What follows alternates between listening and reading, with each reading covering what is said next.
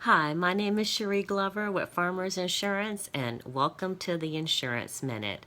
I hope this video finds all of you doing well, and as I promised, I will be bringing to you on a weekly basis various discussions and topics that I think are relevant to you and your family and your business in reference to insurance.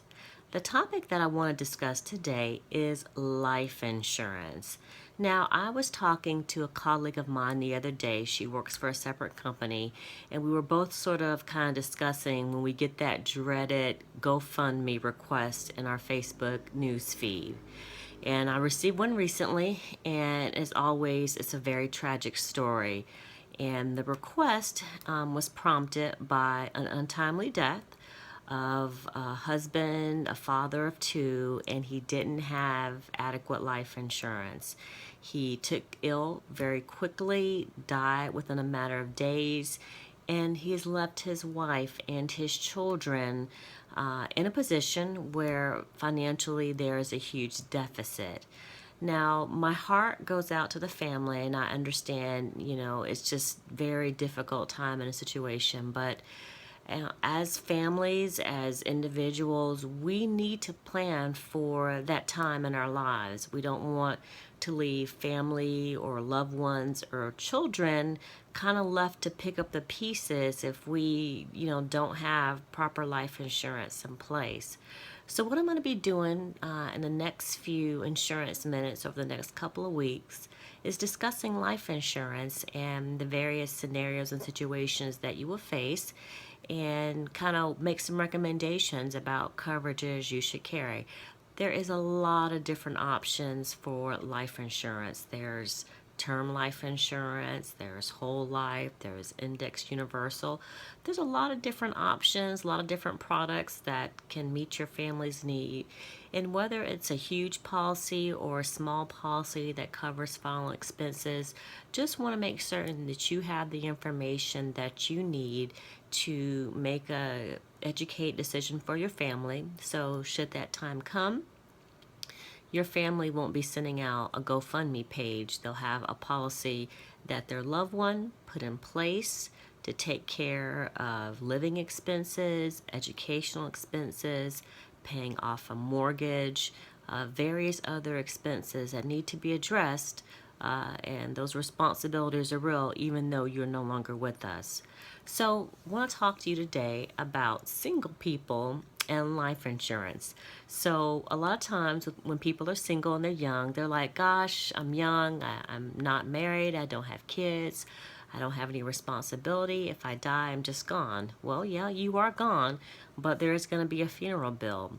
And just from personal experience, the average cost of a funeral is $15,000. Now, at the time comes, is that a burden you want to pass to your mom, your dad, your siblings, maybe extended family?